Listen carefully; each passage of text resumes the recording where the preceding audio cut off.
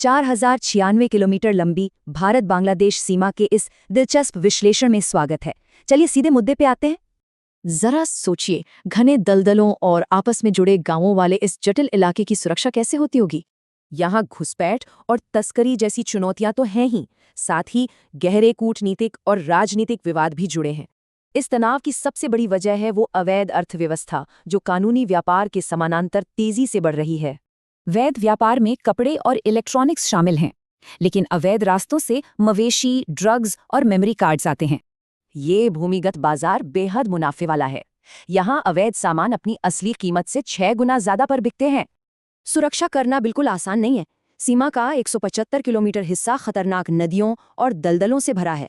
सुरक्षा के लिए एक बार मगरमच्छ और जहरीले सांप तैनात करने का अजीबोगरीब प्रस्ताव तक रखा गया था, लेकिन पूर्व बीएसएफ महानिदेशक प्रकाश सिंह ने इसे पूरी तरह से एक मूर्खतापूर्ण विचार बताकर तुरंत खारिज कर दिया।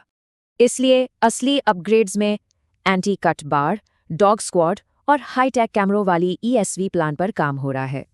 हालांकि इन हाईटेक बाड़ों के निर्माण से दोनों देशों के बीच एक गंभीर कूटनीतिक विवाद खड़ा हो गया है। बांग्लादेश इसे 1975 की संधि का उल्लंघन मानता है, वहीं भारत के अनुसार ये ढांचे सिर्फ सुरक्षा के लिए हैं।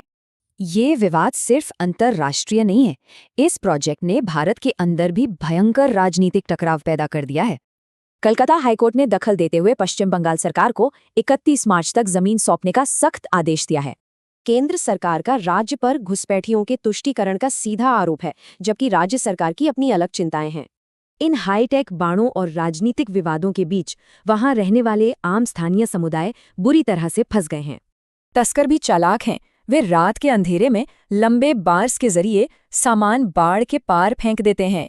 बड़ा सवाल यही है, क्या कभी कड़ी राष्ट्रीय सुरक्षा और स्थानीय लोगों की आजीविका के बीच सही संतुलन बन पाएगा?